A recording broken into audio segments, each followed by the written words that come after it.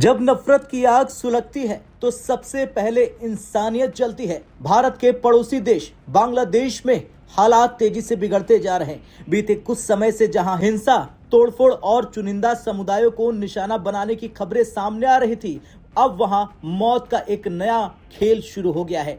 और ये खेल इतना खतरनाक है कि अगर इसे वक्त रहते नहीं रोका गया तो एक दिन पूरा बांग्लादेश इसकी चपेट में आ सकता है। दरअसल अब तक जो तस्वीरें थी वो ये थी कि कट्टरपंथी तत्व, छिपे आतंकी नेटवर्क, अल्पसंख्यकों पर हमले, लेकिन अब कहानी बदल चुकी है। अब बांग्लादेश में बम धमाके होने लगे हैं, ठीक वैसे ही जैसे कभी पाकिस्तान में अराजकता के दौर में देखने को मिला था। जब हिंसा की आदत पड़ जाए तो फिर उसका तरीका बदलता है और इरादा नहीं। बता दें कि पहले ढाका के मोग बाजार इलाके में एक जोरदार बम धमाका हुआ। इस इलाके में सैफुल नाम के एक मुस्लिम व्यक्ति की जान चली गई। आसपास की दुकानों और इमारतों को नुकसान हुआ। इलाके में दहशत का माहौल है। बताया जा रहा है कि धमाके में इस्तेमाल किया गया बम शक्तिशाली कॉकटेल बम था।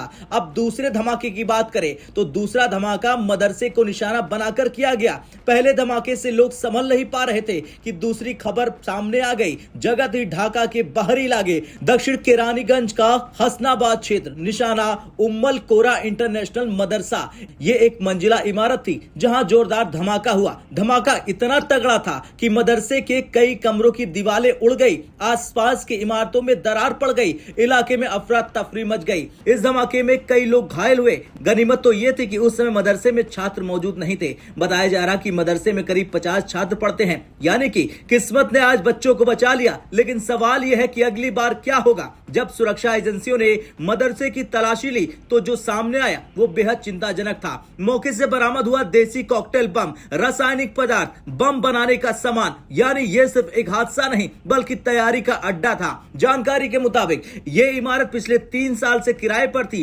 पहले इसे मुफ्ती हारून ने लिया, बाद में जिम्मेदारी उसके साले अल अमीन को सौंप दी गई। उसी समय से यही लोग मदरसा चला रहे थे। अब आशंका जताई जा रही कि यहां से किसी बड़ी साजिश की योजना बनाई जा रही थी। ये पहला मामला नहीं है। पहले भी बांग्लादेश के अलग अलग इलाकों में मदरसों से विस्फोटक सामग्री मिलने की खबर सामने आ चुकी है, लेकिन इस बार मामला ज्यादा गंभीर है। क्यों? क्योंकि देश पहले से ही सांप्रदायिक तनाव से जल रहा और अब बम धमाके शुरू हो चुके हैं। यानी जब आग बारूद में मिल जाए तो सिर्फ चिंगारी काफी होती है। अब बात करते हैं उसकी जो बांग्लादेश की राजनीति को और ज्यादा उलझा देता है। 2 दिन पहले हुए एक धमाके को जोड़ा जा रहा। पूर्व प्रधानमंत्री खालिदा जिया के बेटे तारिक रहमान की बांग्लादेश में एंट्री से कहा जा रहा कि कुछ ताकतें नहीं चाहती कि तारिक रहमान सत्ता में आए, खासतौर पर यूनुस और जमाते इस्लामी खेमा।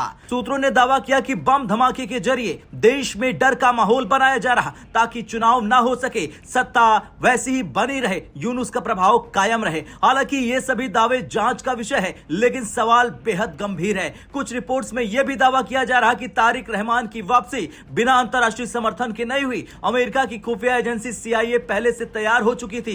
इन दावों की आधिकारिक पुष्टि नहीं है, लेकिन बांग्लादेश की राजनीति में इसे लेकर हलचल तेज हो गई है। आज हालात यह है कि हिंदू हो या मुसलमान, आम नागरिक हो या बच्चे, कोई सुरक्षित नहीं दिख रहा बांग्लादेश में। यह वही मोड़ है जहां कई देश अराजकता की तरफ फिसलते हैं। जब राजनीति बारूद से खेलने लगे तो इंसानियत शर्मसार हो जाती है। खैर, बांग्लादेश में हिंसा बढ़ रही है, बम धमाके शुरू हो चुके हैं, राजनीतिक खींचतान तेज हो गई है और अगर हालात पर काबू नहीं पाया गया तो आने वाले दिन और ज्यादा खतरनाक हो सकते हैं। यह सिर्फ बांग्लादेश की समस्या नहीं है बल्कि पूरे क्षेत्र की सुरक्षा से जुड़ा मामला है। अब आपसे सवाल, क्या बांग्लादेश एक बड़े संकट की ओर आगे बढ़ रहा? हाँ या ना में कमेंट कर जरूर बताएं।